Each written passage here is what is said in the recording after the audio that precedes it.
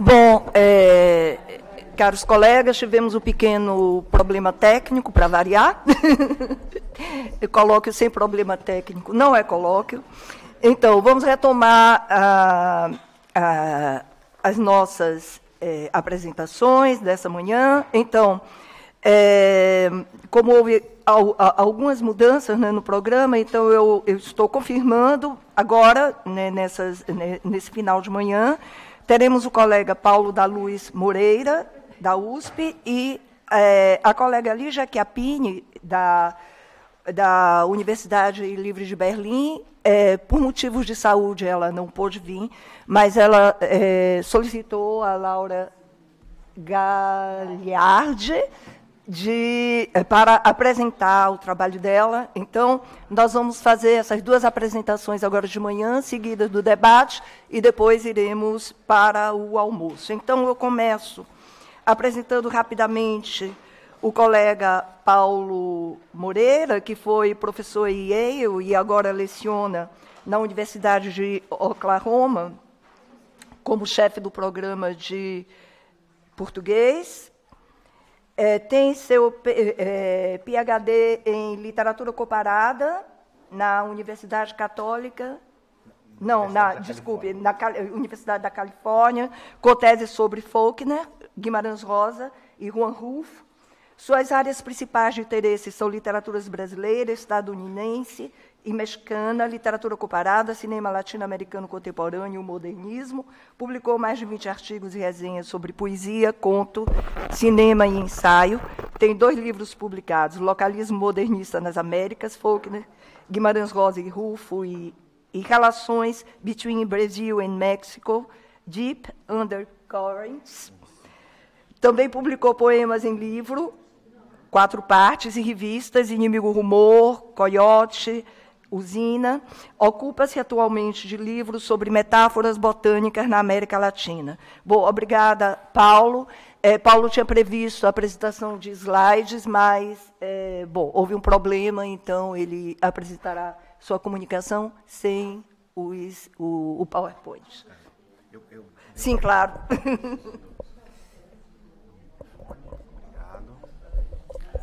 Podem me ouvir? Tá tudo bem? Tá, então tá. Bom, é parte de um artigo que está em publicação agora, lá pela Universidade de Santa Bárbara, e é mais ou menos o mundo ideal, porque eu escrevi ele em inglês, mas nada melhor do que você traduzir a si mesmo, porque assim não tem ninguém para reclamar que foi mal traduzido, qualquer coisa assim. Então, vamos, sem mais delongas, vamos começar, né? O título é Antropofagia entre resgates e sequestros. Meu tema é a história das apropriações da antropofagia, de um ponto em que ela é totalmente esquecida, a um outro em que ela tem uma centralidade cultural que é única entre os manifestos vanguardistas do século XX. Eu marquei 4 momentos chave nessa trajetória, né? O primeiro envolve justamente a revista de antropofagia, em 1928, né?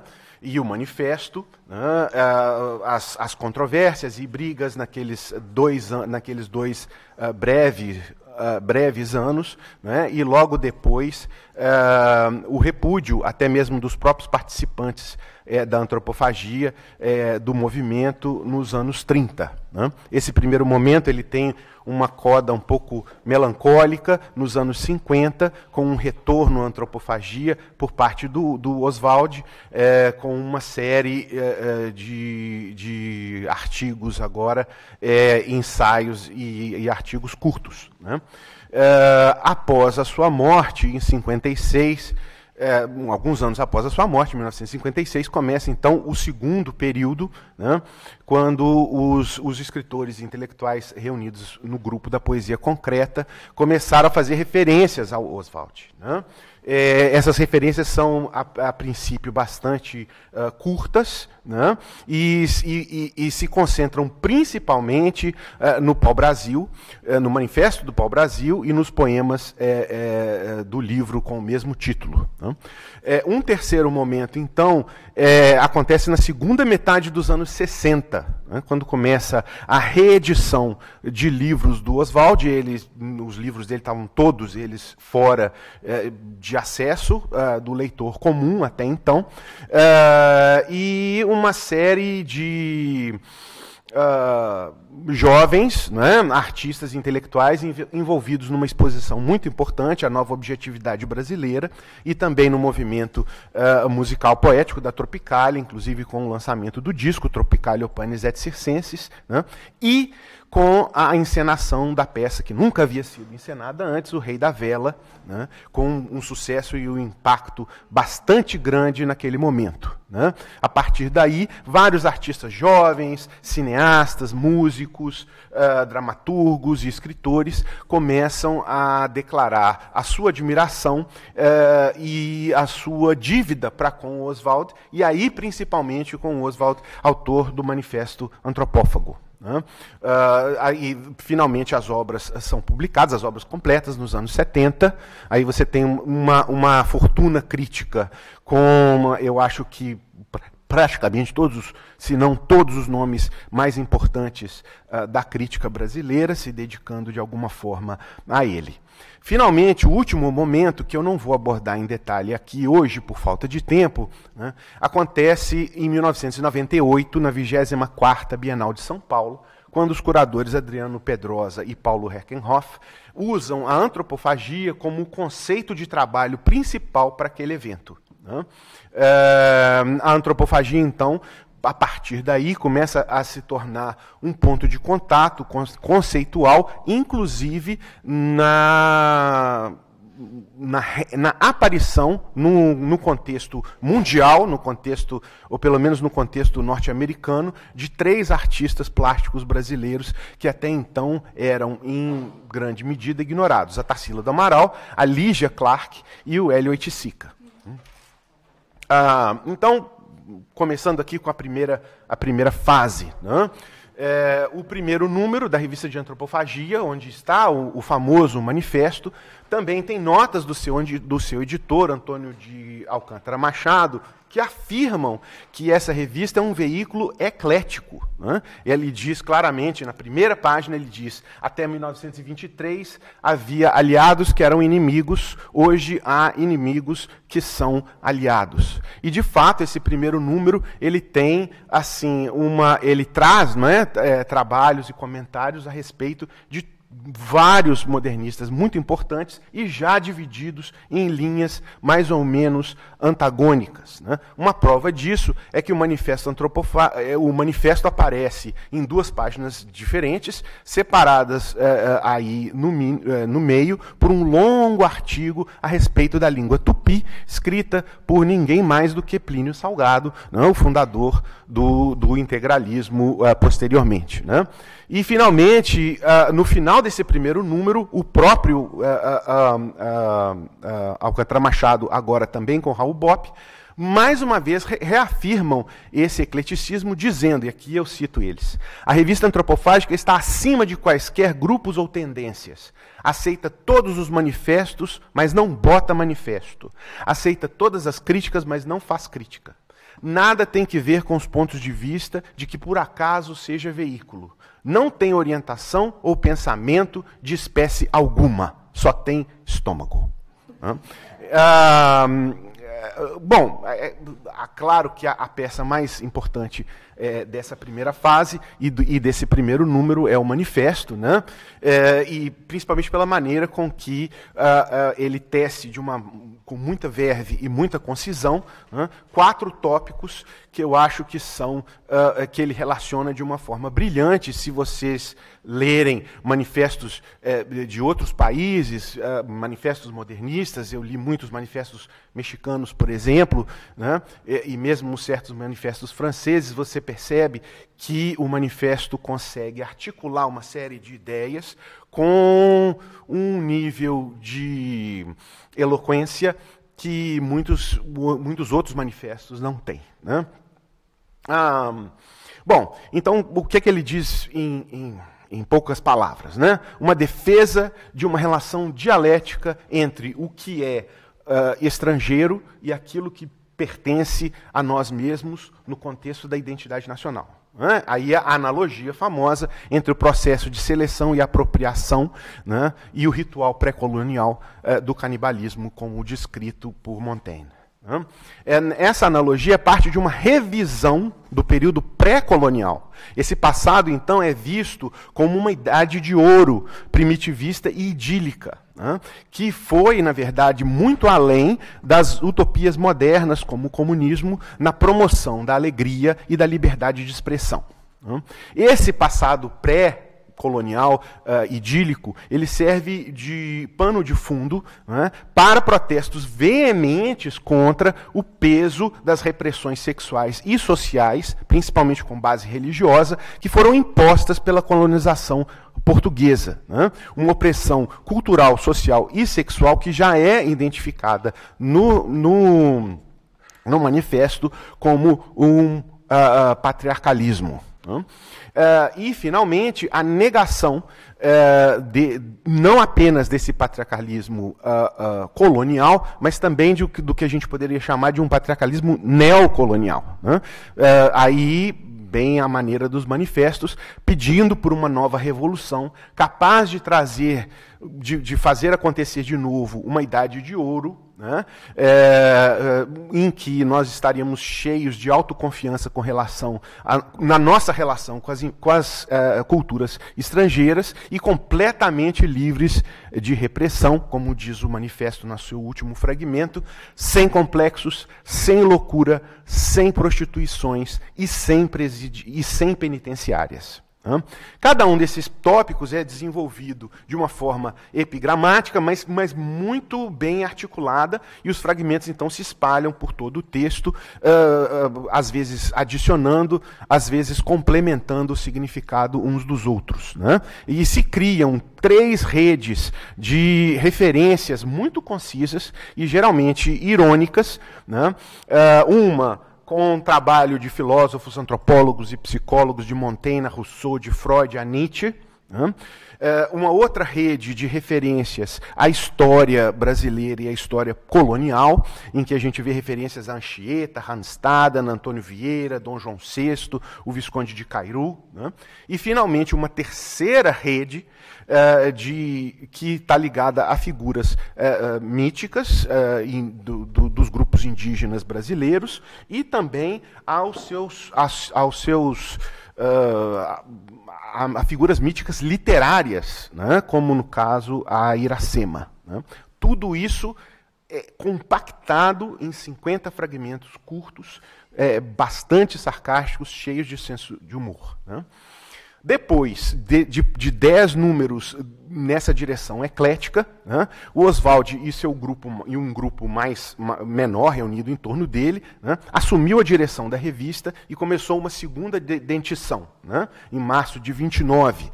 Ele vira, então, oficialmente o órgão do Clube de Antropofagia. Né, e também a revista se transforma apenas numa página de jornal da edição de domingo do Jornal do Diário de São Paulo.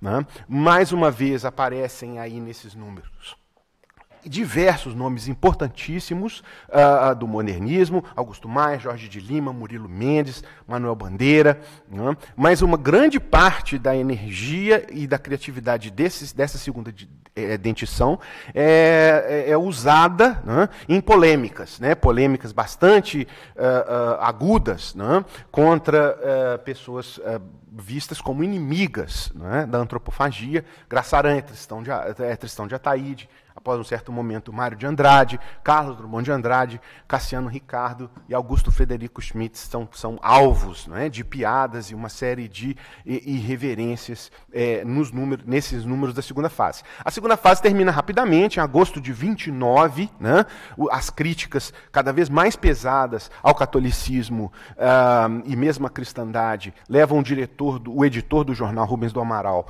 a encerrar a página, né, e ainda que o grupo tivesse, de acordo com um dos seus membros principais, Raul Bopp, ambições para fazer um congresso de antropofagia em 31 e uma bibliotequinha antropofágica, ele acaba se dissolvendo abruptamente, né, porque o Oswald basicamente termina o seu casamento com Tarsila e começa a sua relação com a Pagu, a Patrícia Galvão, as os três, né, no coração do movimento antropofágico, e esse rebu decreta o fim da antropofagia.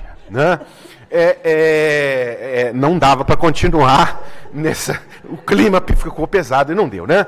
Bom, além disso, né, vem o colapso da Bolsa de Wall Street, né, e a Revolução de 1930 no Brasil, né, que significa uma mudança completa de cenário, né, entre os próprios os modernistas em geral e os antropófagos em particular. Né? Tanto é assim que, em 1933, o próprio Oswald de Andrade chama a si mesmo, naquele período, como um palhaço da burguesia e chega a chamar a antropofagia de sarampão antropofágico. Né? E quando Tarsila faz uma exposição no Rio de Janeiro, em 1933, basicamente, ela apresenta pinturas novas, né, como os trabalhadores e a segunda classe do trem, né, mostrando mesmo uma mudança bastante forte, né, até mesmo dos próprios membros do grupo. Né.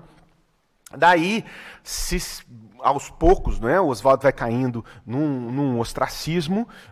Eu tenho aqui um depoimento da filha dele, né, a respeito disso. Ele fala: os pais de minhas amigas, mesmo os mais intelectualizados, nunca haviam lido nenhum de seus livros. Não havia exemplares deles na biblioteca da escola, e depois que eu entrei no ginásio, constatei, desoladamente, que seu nome sequer constava das antologias de literatura brasileira no capítulo sobre o modernismo. Né? Outro filho do Oswaldo, Rudá, né, descreveu seu pai como um criador de vanguarda semi-isolado. Né? E a tentativa da publicação, né, do que hoje a gente chama a Marcha das Utopias e a crise da filosofia messiânica, em geral, foram textos completamente ignorados naquele momento. Né? Para escritores como Drummond, aí já num exercício revisionista, depois da morte do Oswald, né, a antropofagia não passava de uma espécie de desculpa para o Oswald poder exercer a personalidade dele, que é caracterizada como volúvel e incoerente. Né? Então, o Drummond diz: Oswald de Andrade construiu toda uma filosofia de vida e uma teoria sociológica para justificar o exercício de sua tendência ao sarcasmo. Isso aqui é um texto do Drummond ainda nos anos 50, né? Logo após a morte do Oswald. Né? Então, naquele momento, enquanto outros modernistas, como o próprio Drummond e Manuel Bandeira, começavam a ganhar um capital cultural muito forte, né? O Oswald era cada vez mais minimizado como um participante folclórico e menor, né? E às vezes até mesmo completamente ignorado. Né? O próprio Antônio Cândido, escrevendo uma nota naquele momento, dizia que Oswald de Andrade ficava meio à margem, né, em relação a outros modernistas que ganhavam respeito e admiração, como Mário de Andrade e Sérgio Millier. Né? O próprio Antônio Cândido diz que, para ele, a antropofagia é um conceito, ele classifica, né, como um conceito vago, né, desenvolvido por um escritor que se caracterizava, antes de tudo, aqui eu abro aspas, pela elipse, a alusão, o corte, o espaço branco, o choque do absurdo. Né? E ele, então, coloca a antropofagia dentro da tradição brasileira, começada com os românticos no século XIX, de voltar e reler constantemente o conflito entre as culturas indígena e portuguesas. Aqui eu cito o Antônio Cândido. Né? É difícil dizer no que consiste exatamente a antropofagia, que Oswald nunca formulou, embora tenha deixado elementos suficientes para vermos embaixo dos aforismos alguns princípios virtuais que a integram numa linha constante da literatura brasileira desde a colônia, a descrição do choque de culturas.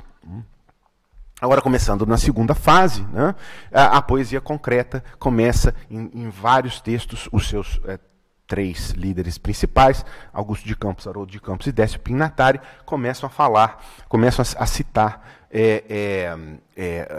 o Oswald repetidamente. Né? A princípio, muito brevemente. Né? E dentro de um contexto, por exemplo, a primeira vez aparece uma citação de 3 versos, sem comentário algum, né? E dentro daquela proposição principal dos concretistas naquele momento, que era rejeitar o verso tradicional e também rejeitar uma atitude, digamos assim, subjetivista ou expressionista para a poesia, né? Que é um bête noire, é uma preocupação constante dos concretistas naquele momento. Né? A constelação de estrelas concretista, naquele primeiro momento, não conta com ninguém do Brasil. Né? É Mallarmé, Apollinaire, James Joyce, Ezra Pound e Cummings. São os autores que reinam ali como grandes referências para eles. Né? Por exemplo, em 57, Haroldo de Campos menciona Oswald e João Cabral como autores que são, eu abro aspas aqui, raridades que nadam contra a maré de mediocridade. Né? Maré de mediocridade que o concretismo, obviamente, tinha chegado para acabar. Né? E o Pinhatari também, mais ou menos na mesma época, fala de Mário de Andrade e Oswald de Andrade como autores de, aqui eu cito, raras e casuais realizações, né? Nesse sentido de modernização, digamos assim, da poesia no Brasil. Né? Depois existe, já entrando nos anos 60, mais uma vez apenas uma citação do Oswald e do João Cabral como membros de uma vertente objetivista, né? Mas em geral, nos anos 50, há mesmo o que eu poderia chamar de uma certa condescendência do grupo da poesia concreta para com os modernistas brasileiros. Né? E realmente o grande momento, vamos dizer, de atualização e de modernização da cultura e da literatura brasileira seria exatamente a poesia concreta. Só que, a partir dos anos 60, um primeiro movimento que acontece bastante claro é que vai se criar uma espécie de subconstelação, né, brasileira. Então, a poesia concreta vai falar de Gregório de Matos, de Sousandrade, de Corpo Santo, do Oswaldo, do João Cabral, outra vez, e de Guimarães Rosa. Né? Os escritos vão ser sempre colocados como operações de resgate. Né? São operações de resgate crítico, no qual esses escritores, às vezes, têm que ser resgatados até de si mesmo, né? E das forças reacionárias da literatura e da cultura brasileira. Né? É claro que o tom dessas reinvestigações, e a gente, claro, não pode esquecer que alguns desses autores estavam realmente completamente esquecidos naquele momento, é de um certo entusiasmo que contrasta muito com aquela, né, visão clássica do Antônio Cândido na formação da literatura, como a literatura brasileira como apenas um galho e tal. Né? Então, por exemplo, o Oswald vai dizer que é um dos marcos da invenção verbal e da manipulação qualitativa do léxico e da sintaxe, o romance Serafim Ponte Grande. Né? Bom, aí acontece uma mudança também no próprio grupo da poesia concreta. Se você for ver as capas do Neugandre nos anos 50, são quadros basicamente construtivistas de arte abstrata geométrica. Né? E a capa do livro que reúne os ensaios dos concretos são quadrinhos. Né? Com balõezinhos dizendo, por exemplo, que a poesia concreta, o brucutu, né, dizendo assim, a poesia é concreta e participante. Né? Isso é uma resposta, é claro, à mudança vamos dizer assim, do contexto nos anos 60, né, com a ditadura militar. Né? Mas há uma leitura muito curiosa que às vezes que segue sendo aceita em muitos círculos, né, de que, por exemplo, o pop americano, a arte pop americana, seria uma espécie de neodadaísmo, né, de acordo com Pinhatari, né, ou seja, ainda um movimento de vanguarda autêntico dos Estados Unidos. Né, e, além disso, uma rebelião contra a cultura europeia e eurocêntrica. Décio Pinhatari diz, né, que a pop art americana, né, do Lichtenstein e do Andy Warhol, é uma arte antropófaga. Né? Bom, isso, o que está acontecendo também, né? Eu vejo que tem uma mudança na questão da crítica ao imperialismo, na questão da crítica ao imperialismo não apenas econômico, mas também cultural. Né? E existe também uma releitura de Freud muito importante nesse período, onde essa releitura, por exemplo, do Marcuse, né, do grupo lá de Frankfurt, ele vai exatamente coincidir, de certa forma, com a leitura de Freud no Manifesto Antropófago. Né? Quer dizer, as leituras de Freud até os anos 50 eram fundamentalmente conformistas quanto à questão da repressão. Né? A repressão existia e ia continuar existindo na civilização enquanto houvesse civilização. Né? A opção seria repressão ou barbárie. Né? Então, não é exatamente uma utopia revolucionária, mas uma espécie de constatação. Né? E a partir de escritores como Marcuse ou mesmo Erich Fromm, existe uma releitura que vai fazer com que todas aquelas obras ganhem um novo sentido e o próprio uso de Freud no manifesto seja compreendido de uma forma diferente. Eu chamo aqui a atenção para uma resenha do Murilo Mendes, quando foi publicado o Parque Industrial, o livro da Pagu, né, em que ele diz assim, olha, não pode ser e não é um romance proletário e revolucionário, porque, eu abro aspas aqui para citar o Murilo Mendes, parece que para a autora o fim da revolução é resolver a questão sexual. Fecha aspas. Né? Então, o que em 1933 parecia quase inteligível, não é? Como é que seria uma literatura revolucionária, uma literatura proletária, que colocaria questões da sexualidade e da sexualidade feminina, né? Torna-se perfeitamente elegível a partir da segunda metade dos anos 60, quando, por exemplo, o próprio Marcuse fala sobre fazer do corpo humano um instrumento de prazer, mais do que um instrumento de trabalho. Né? Acho que acabou, né? Então, não vai dar para falar muito sobre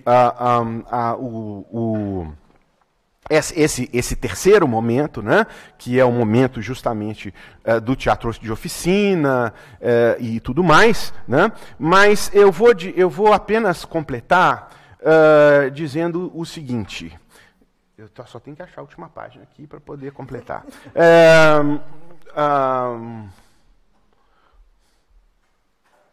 Ok. Então está aqui, olha, livre do seu contexto imediato, né?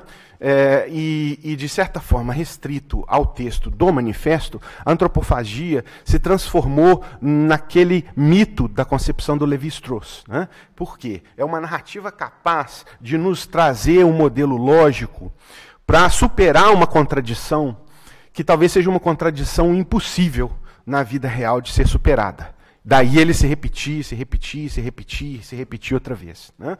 Essas interpretações da antropofagia, né, elas são, como diria o Lévi-Strauss, né, como cópias com modificações, né, uma espécie de espiral, né, que continua até que o impulso intelectual que a produziu, ou seja, a contradição, tenha se exaurido. Que contradição é essa? A nossa contradição como país ocidental e não ocidental simultaneamente, né? Os nossos desejos de autonomia e de liberdade num contexto em que nós não temos essa autonomia e nem essa liberdade, e também essa questão aí num nível mais psicológico essa questão da repressão sexual, que é um problema ainda bastante importante e difícil, né, de se resolver. Bom, impossível talvez de se resolver. Né? Por que o título que eu escolhi? Né? Porque na mesma época em que eu estava preparando uma apresentação sobre isso, eu estava lendo um manual de um jesuíta português, o Manuel Ribeiro Rocha. E o título dele era um título que me intrigava bastante. Chamava-se Etíope Resgatado empenhado, sustentado, corrigido, instruído e libertado. E era um manual de um senhor de escravos, tratar dos escravos. Aí eu descobri que o primeiro termo, o resgate, né, o resgatado, era, na verdade, um sequestro. Que o sequestro dos colonizadores portugueses, sequestrando africanos, né? E esse sequestro era usado, parece uma coisa de George Orwell, né? Era chamado de resgate, né? Assim como também a libertação é o completo apagamento cultural desse etíope. Né? E aí eu fiquei pensando sobre essa diferença, né, nas nossas apropriações, tanto o culto do outro cultural como do outro geográfico, né? Nessa questão da linha que separa, né, o resgate do sequestro. Né?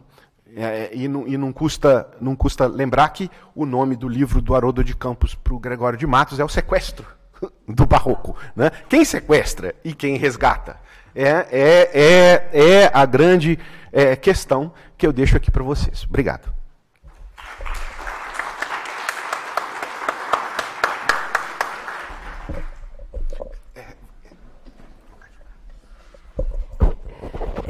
Muito obrigada, Paulo, por esse percurso interpretativo, né, sobre a antropofagia. Eu peço desculpas, né, por exercer esse cargo tão antipático, que é o de controlar o horário, mas, de todo modo, lembrando que nós teremos uma publicação e que poderemos ler com calma, né, os trabalhos apresentados aqui. Então, muito obrigada, Paulo. Então, a Lígia Chiappini se propõe a apresentar um trabalho intitulado Pequeno Frasco, Grande Perfume, Amar, Verbo Intransitivo. E a Lígia, então, tem o seu doutorado em livre-docência em letras, pela Universidade de São Paulo, professora e pesquisadora brasileira conhecida por seus trabalhos sobre teoria da literatura, literatura brasileira e literatura comparada. Foi professora da Universidade de São Paulo e, desde 97, ocupou, até recentemente, a cadeira de literatura brasileira na Universidade Livre de Berlim. Autora de inúmeras publicações, dentre as quais eu destaco o Modernismo no Rio Grande do Sul, materiais para seu estudo. A Lígia sempre se voltou muito, né, para essa questão do modernismo no Rio Grande do Sul. E o livro que todos nós, né, conhecemos, Quando a Pátria Viaja, uma leitura dos romances de Antônio Calado, que foi o livro que ganhou o prêmio Casa de las Américas, em 83. Né? Bom, colega que todos conhecemos, a Laura... Eu vou aprender, viu, Laura? Galhardi. A Laura Galhardi, nossa colega da Universidade de Colônia, então, se propôs a apresentar o trabalho da Lígia. Sim, o microfone. Eu deveria ter 2 microfones. Muito obrigada pela apresentação da professora Lígia. Rita, eu vou... Bem pertinho. Tá. Eu vou expor os slides que a professora Lígia preparou e também vou ler o texto que ela redigiu para cada um desses slides. Bom, eu começo então. O título desta comunicação inspira-se no tamanho do romance Amar, Verbo Intransitivo, de Mário de Andrade. O romance tem pouco mais de 100 páginas, mas encerra tanta coisa que levou o próprio Mário a dizer, eu cito, o livro é uma mistura incrível, tem tudo lá dentro. Crítica, teoria, psicologia e até romance. Sou eu. Fim de citação. Nesse slide, vocês podem ver as principais capas, a da primeira edição, de 27, até a de 2013, que foi a utilizada por nós. Nessa lista não exaustiva das obras de Mário, é possível observar que... desculpem. Amar, Verbo Intransitivo é produzido no auge da primeira fase do modernismo e publicado quando Macunaíma já está quase saindo do forno no final dos anos 20. A segunda edição é de 44 e foi preparada por Mário com base nas anotações, cortes e adendos feitos à primeira edição. Nessa época, Mário mostra facetas novas e mais diretamente engajadas. O musicólogo, o folclorista, o crítico e o teórico da literatura e das artes, bem como do próprio movimento modernista, se impõem como referência incontornável. Em vermelho estão destacadas duas obras que, muito embora diferentes de Amar, Verbo Intransitivo e também diferentes entre si, Macunaíma e Ensaios da Música Brasileira, ambas tratam da investigação da identidade brasileira, que já se esboçara nos livros anteriores, mas se expande e se aprofunda aqui. A respeito do contexto sociocultural, é possível dizer o seguinte: as primeiras décadas do século XX trazem ao Brasil um novo impulso econômico, provocado pelo cultivo e exportação do café, mas também, por exemplo, pela mão de obra dos imigrantes. Observa-se aí a passagem da chamada aristocracia cafeeira à chamada nova burguesia, mais misturada com os brasileiros afrodescendentes, como bem ilustra a personagem Laura, em Amar, Verbo Intransitivo. Laura é esposa do burguês Sousa Costa, o pai da família em cuja intimidade a narrativa nos convida a entrar. O narrador alude à suposta falta de preconceito de Sousa Costa ao dizer que ele ignora os cabelos suspeitos, entre aspas, da mulher, que, na verdade, são marca de sua negritude. A época é também de grande renovação cultural. Intelectuais e artistas trazem influências das vanguardas europeias nas artes, sensibilidades e mentalidades. A aposta dos jovens escritores e artistas é passar da imitação à superação das fontes europeias, da importação, pelo menos como programa. Oswald de Andrade, que apesar do nome não é parente de Mário, como muitos podem pensar, é um dos principais intelectuais do momento, que viveu diretamente a experiência europeia.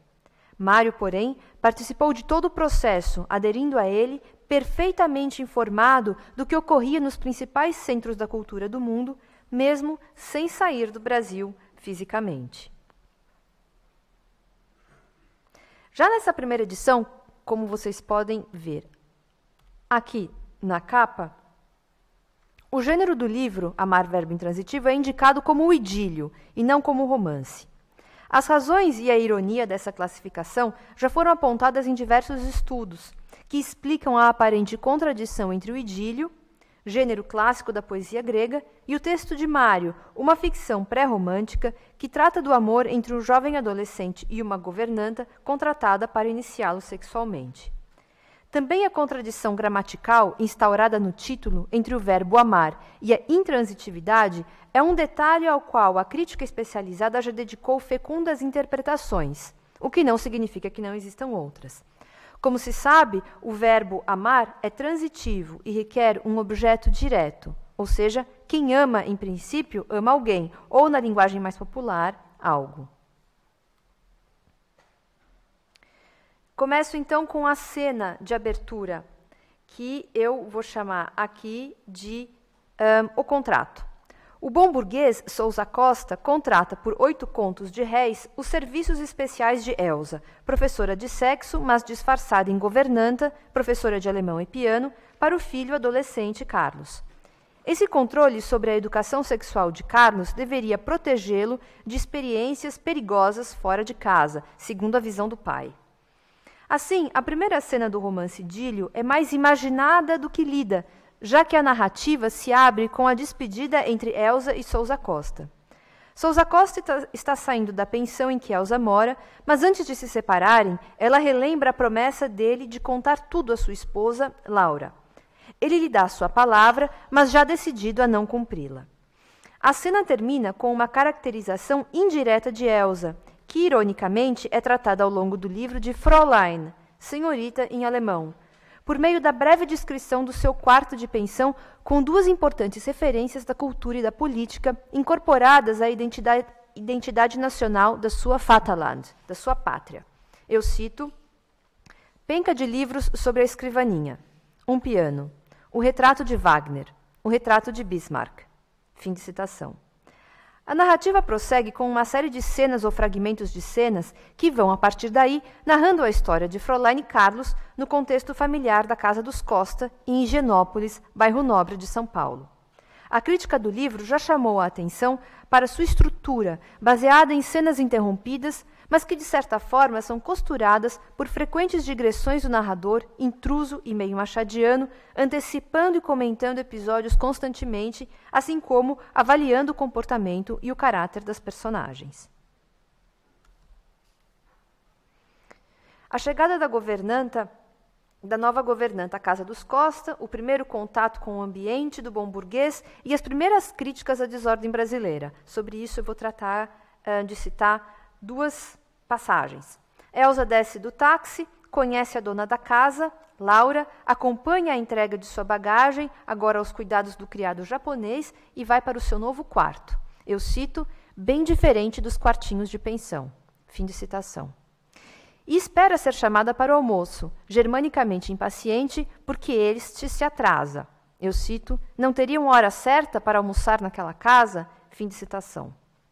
Ao longo do livro, principalmente por meio das intervenções do narrador, esse confronto entre a identidade alemã e a identidade brasileira vai sendo aprofundado. A apresentação de Carlos. Pouco depois da chegada de Elsa à casa do Souza Costa, apresenta-se Carlos pela primeira vez para Fräulein e para nós, leitores. Antes de ele descer as escadas, o que se descreve é a brincadeira estabanada dele com as irmãs, Maria Luísa, de 12 anos, Laurita, de 7, Aldinha, de 5. Brincadeira que sempre acaba dando em briga e queixas que provocam a intervenção da mãe. Nessa cena, Carlos acaba descendo as escadas, obedecendo ao chamado insistente do pai, que dá o ultimato, falando mais forte. Elsa está entre assustada e escandalizada com a indisciplina e falta de ordem reinante. Eu cito, Carlos descia a escada rindo. Se explicava. Limpava o sangue na outra mão, esfregando a mordida. Era exagero só para evitar pito maior. Elsa viu ele descer, equilibrado, brincando com os degraus. A senhora é a governanta? Percebeu que o menino era um forte, machucador apenas. O narrador ambíguo, porque parcialmente colado ao olhar de Fräulein, apresenta Carlos como um machucador. Esse adjetivo, frequentemente substantivado, é dicionarizado como aquele que machuca, fere, porque esbarra, aperta, amassa. Ele se repetirá várias vezes ao longo do romance idílio, adquirindo uma gama de significações a serem investigadas pelo leitor curioso e se transformando em uma espécie de palavra-chave das muitas que o livro encerra e que tem a ver com a dimensão erótica e psicanalítica que Mário, leitor de Freud, quer explorar aí, como na acepção metafórica da palavra que, como no caso de ferir, pode conotar um sofrimento amoroso que alguém provoca em alguém. Há ainda glossários que identificam no uso popular uma referência direta ao ato sexual. Logo depois de chegar à Casa dos Costa, Elsa repassa os princípios do seu método pedagógico.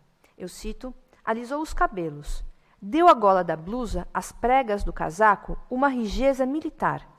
Nenhuma faceirice por enquanto. No princípio, tinha de ser simples, simples e insexual. O amor nasce das excelências interiores, espirituais, pensava. O desejo, depois. Fim de citação.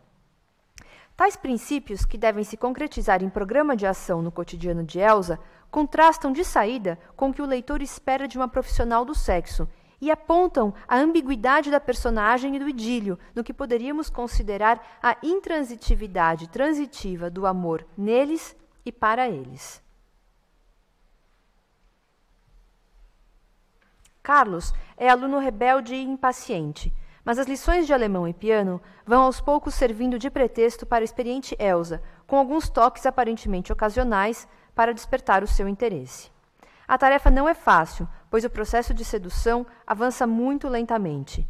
Aos poucos, porém, Carlos vai mostrando um interesse cada vez maior nas ambíguas aulas da versátil professora. Eu cito, Carlos apenas assunta sem ver o quadrado vazio do céu. Uma final, sublime, estranha sensação, que avança, aumenta. Sorri bobo no ar. Para não estar mais assim, esfregando lentamente, fortemente, as palmas das mãos uma na outra, Aperta os braços entre as pernas encolhidas, musculosas. Não pode mais. Faltou-lhe o ar. Todo o corpo se retesou numa explosão e pensou que morria. Para se salvar, murmura. Fräulein. Fim de citação. Até que o adolescente percebe seu desejo, como nessa cena, corre para o quarto, deixando-se explodir ao masturbar-se. A cena, como o narrador insiste, não se trata de um romance realista, é indireta, mas, embora metafórica, não tão indireta assim. Incoerência ou puras misturas? Essa é uma expressão de Guimarães Rosa. Um dos motivos reiterados no livro é a ideia de Fräulein como uma alemã dividida entre duas tendências opostas, como os alemães em geral seriam. De um lado, o homem da vida e de outro, o homem do sonho.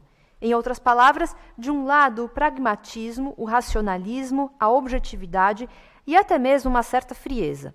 De outro lado, a paixão, a sensibilidade à flor da pele, o romantismo, o êxtase diante da natureza e suas múltiplas manifestações vitais.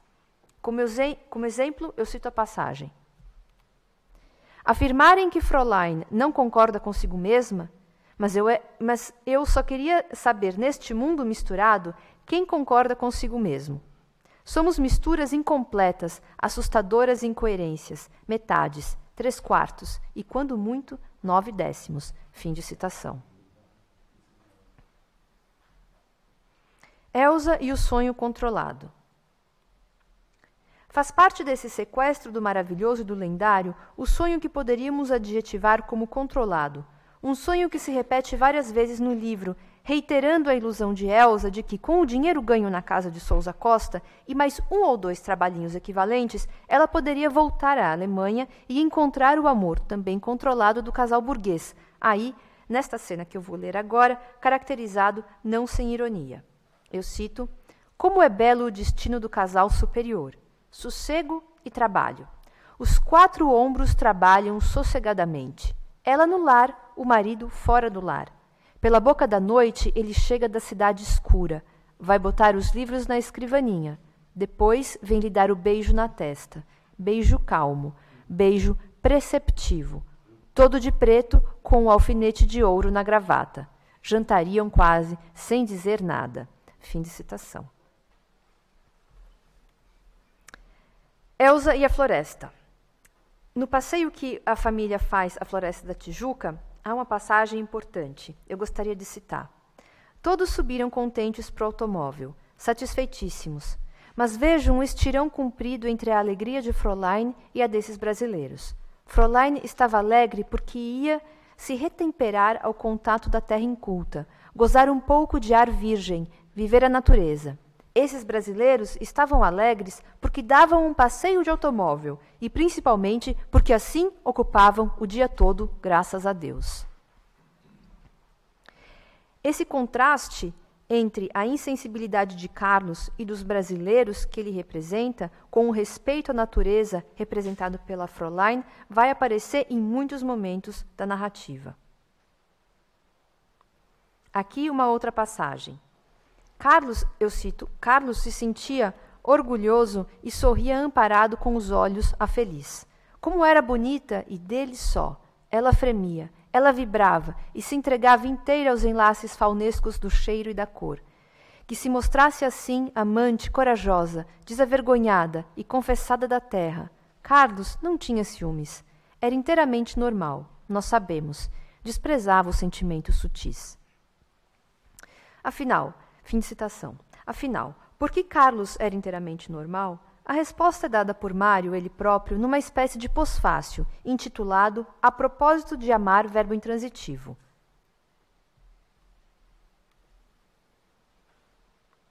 Eu cito, Carlos está entre nós pelo incomparavelmente mais numeroso que ainda tem no Brasil de tradicionalismo cultural brasileiro burguês oitocentista. Ele não chega a manifestar o estado biopsíquico do indivíduo que se pode chamar de moderno. Carlos é apenas uma apresentação, uma constatação da constância cultural brasileira. Fim de citação.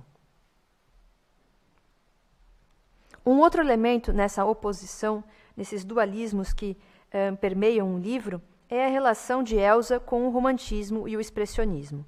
O lado romântico de Elsa se expressa também em suas leituras, nas quais prefere Goethe e Schiller aos expressionistas.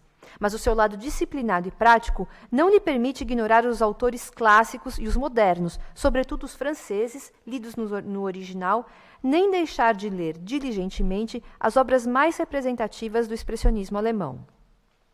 Eu cito: compreendeu e aceitou o expressionismo, que nem alemão medíocre aceita primeiro e depois compreende. O que existe deve ser tomado a sério. Leu tudo e voltou ao seu Goethe e Schiller, e sempre Schiller. Fim de citação. Essas informações sobre as leituras e preferências literárias de Fräulein vão marcando o que podemos definir como sendo coerências incoerentes ou, o contrário, incoerências dentro de uma sólida coerência nela, na história e na história em que se insere e em que os leitores são inseridos. O contraste entre a cultura alemã e a incultura das elites brasileiras, a busca da brasilidade em construção por confronto com a germanidade, de certa forma jamais consolidada. Um dos muitos detalhes que sublinham o contraste entre Elsa e o Sousa Costa é a atitude dela e deles diante dos livros, pois, enquanto ela os lê curiosa e diligente, mesmo sem apreciar, o dono da casa burguesa tem uma ampla biblioteca só para enfeite, com livros nunca manuseados de páginas ainda fechadas. O contrato, enfim, revelado, revisto e renovado. Eu cito: você compreende, meu dever é salvar o nosso filho. Por isso, Fräulein prepara o rapaz, e evitamos, quem sabe, até um desastre. Repetiu o desastre, satisfeito por ter chegado ao fim da explicação. Passeava de canto a canto. Assim se fingem as cóleras, e os machos se impõem, enganando a própria vergonha. Dona Laura sentara numa poltrona, maravilhada, compreendia. Fim de citação. Laura percebe que Carlos se sente atraído por Fräulein e resolve falar com ela sobre isso. Fräulein descobre então que Sousa Costa não cumprira a promessa de informar a esposa sobre o verdadeiro objetivo da sua presença na casa. A cena citada, como é possível verificar, é plena de ironia com respeito ao comportamento e valores da família burguesa, destacando-se principalmente a passividade da esposa e o machismo meio ridículo do marido.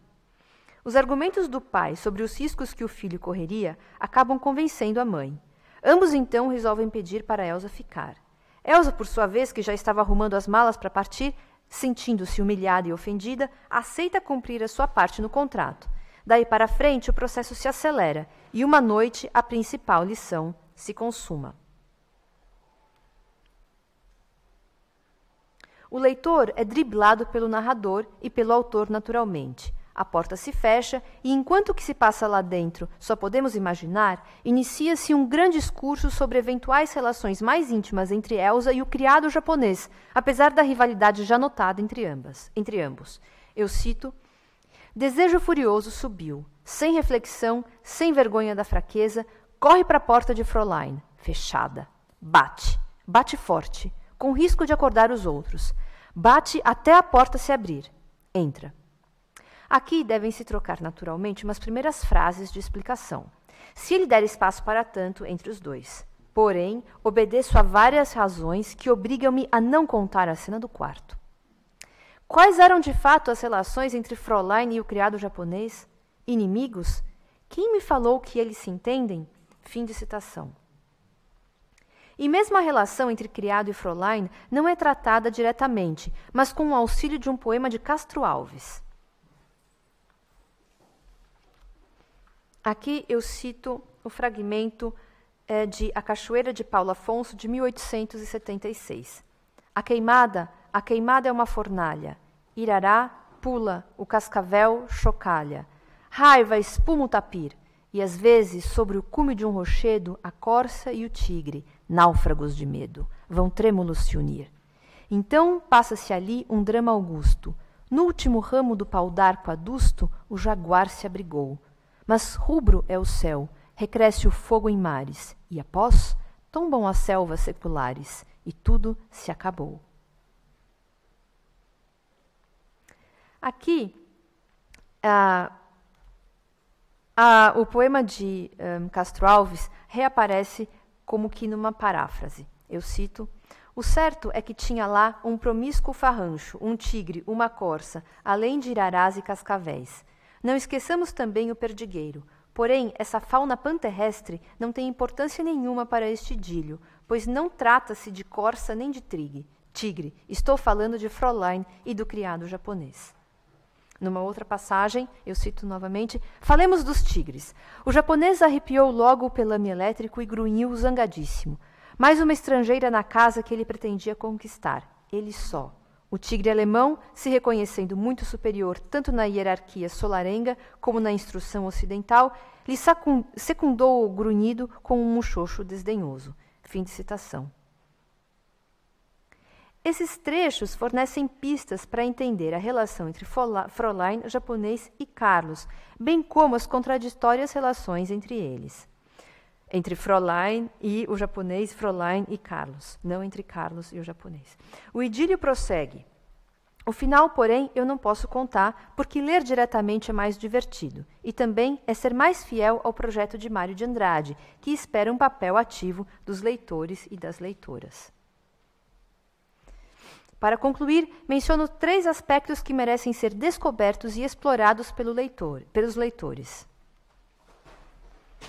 A questão da língua brasileira, que por si só daria um estudo específico, porque é todo um programa que Mário tenta colocar em prática, utilizando modalidades linguísticas distintas da regra lusitana. Eu cito: não quis criar língua nenhuma, apenas pretendi usar os materiais que a minha terra me dava, minha terra do Amazonas ao Prata. Fugi cuidadosamente de escrever paulista, empregando termos usados em diferentes regiões do Brasil e modismos de sintaxe ou de expressão mais ou menos gerais dentro do país.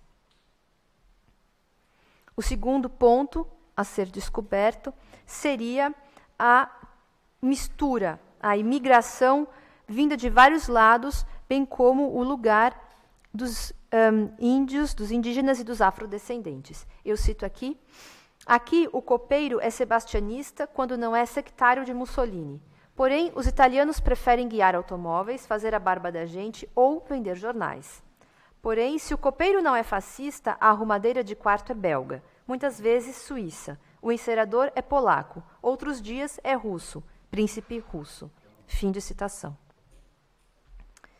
E, por fim, o terceiro elemento a ser descoberto são as relações de intertextualidade e intermedialidade. Como exemplo, eu poderia citar Paul e Virginia, de Bernardin de Saint-Pierre, Siegfried, a ópera de Wagner, a Pastoral de Beethoven, Fräulein, uma novela de Arthur Schnitzler publicada em 24, ou ainda O Banquete de Platão. É isso, eu agradeço a atenção de vocês. Obrigada.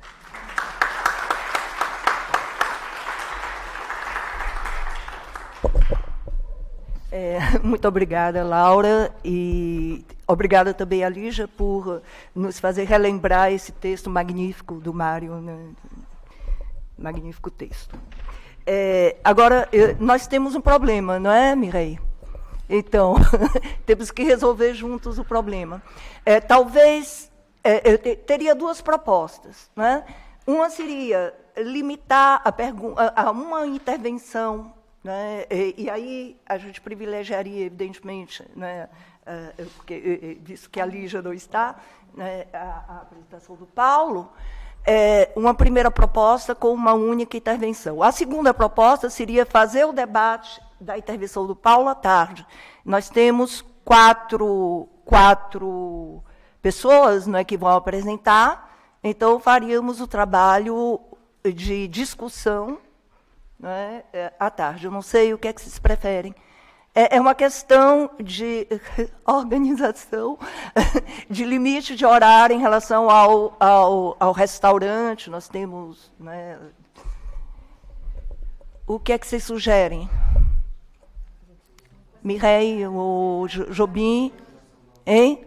Vocês sabem melhor do que nós. A gente sabe melhor?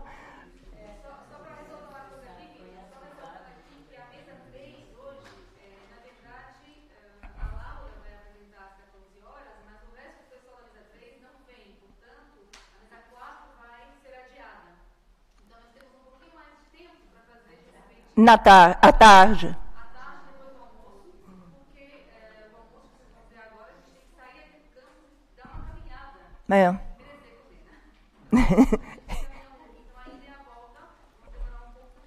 Então nós decidimos...